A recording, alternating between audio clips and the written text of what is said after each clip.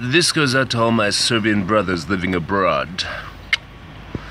This is a story that comes from a Serbian brother named Andrej Ristic of Calgary, Alberta, Canada, who sent me a message this morning. He's a dear friend of mine. I've known him for 12 years. We've been very close and we really understand each other on all levels. And he sent me a story this morning about a Serbian guy, or Bosnian Serbian guy named Vlado. I'm assuming he's Serbian. He's definitely Bosnian, but basically he went out on a date. This is a friend of Andre's. Went out on a date with a Canadian girl and went to a movie starring Johnny Depp or something like that. And when he showed up for the date, he brought a bag full of cans of meat, of beans, of corn, whatever it was. Canned food, and said that this is like some sort of custom from Bosnia, something that they do in Bosnia. And Andre says, needless to say, there was no second date. Now, this brings up many issues. I mean, it's a second-hand story, but it brings up many issues about diaspora culture that I really fucking can't stand. I know personally, like, what typically happens with a lot of these people is they left Sarajevo or wherever, Croatia, whatever, during the war times, the worst times, the bad times, and they went to Canada, where everything since they have moved there has been incredibly normal, incredibly easy, and incredibly boring. And having this intense experience from the war and all this stuff, and then moving to Canada and just settling into this perfect sort of middle-class life, they get kind of like the sorts of things that they remember from this part of the world, like food and cans and bringing those to dates. I don't think that really happens anymore around here, but maybe in 1995 when the guy left Bosnia, it did. And he brings this, it's like when Andre wrote me this story and I read it this morning, I was like, I don't know if this is pathetic or hilarious. And right now when I think about it, it's kind of pathetic. And I think of a lot of these sort of like people who moved to Canada. Like my grandfather, he moved there when he was like 30 years old.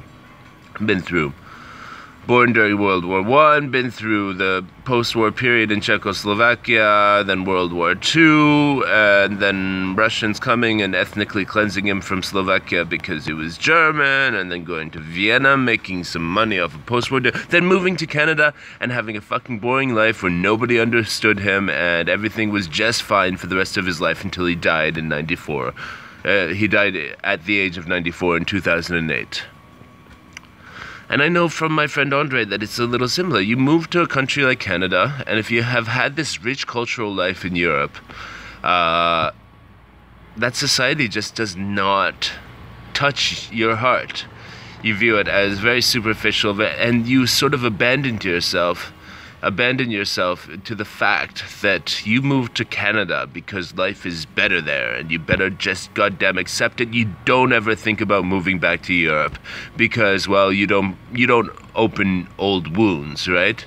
And you just spend your life in this sort of cultural no man's land between living in Canada and being quote-unquote accepted because they accept everybody from the world in Canada, and everybody's a part of this multicultural society, and you can't really go back home because you've been disconnected by years from your home culture, and you only remember the way things were in 95, or you only remember the way things were when you left, and you have all these behaviors and thoughts like, I am Serbian from Bosnia, and what you are actually living is some completely outdated, frozen sort of culture.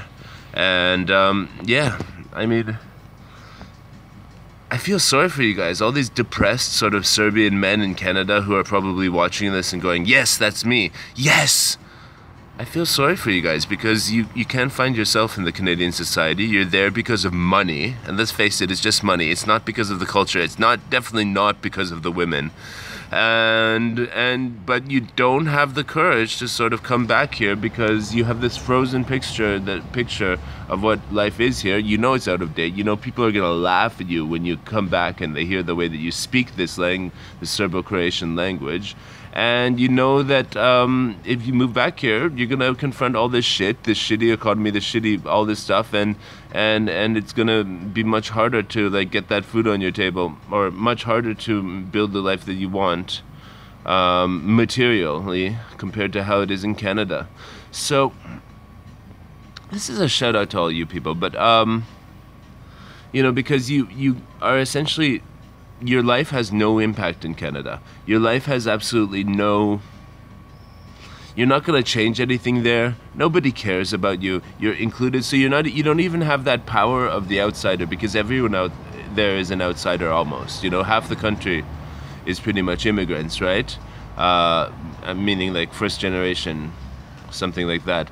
And so you aren't going to impact anything, and you're going to spend the rest of your life searching for pleasure, of which the capacity that you have to explore that pleasure is incredibly limited, because the society is culturally impoverished. Emotionally, the people are unable to express their emotions in a way that you're used to. So you've got to ask yourself, what's your long plan? Are you just going to live the boring life in Canada and die there? Are you going to come back? Because here in Serbia, as an insider, you can influence things. Knowing the language, you can influence things, and bring fresh ideas back from a place like Canada that here are desperately needed, like how business should function, you know, what a normal life looks like, what a good way to treat people in business is.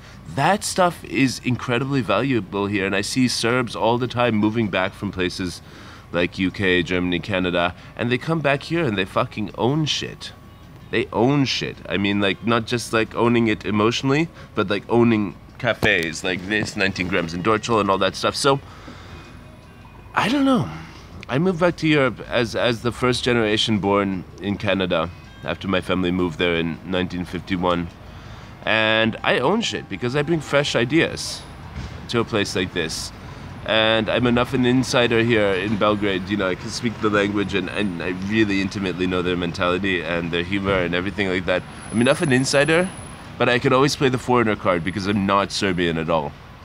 You know, my family's from up the river, 500 kilometers. Anyways, but just think about your life in Canada, and is there a part of you that wishes that you, for the social life at least, for the culture, for the city, still lived in your homeland, whether it's Bosnia, Croatia, Serbia, whatever? Is there something that makes you want to come home? And if there is, why don't you try it? Because I know a lot of you might be perfectly happy with your Canadian life, love the people, love the culture, everything like that. This video is not for you. This video is for you depressed motherfuckers who are sitting there in Canada, bored with your life, just sitting there because you get fucking easy money, easy life, and you're not enjoying it. You only live once, folks. So ladies and gentlemen, this is Belgrade Beat. Subscribe, Dorchel, Spring Day 2017 in May, and this is what I have to say. Ciao, folks.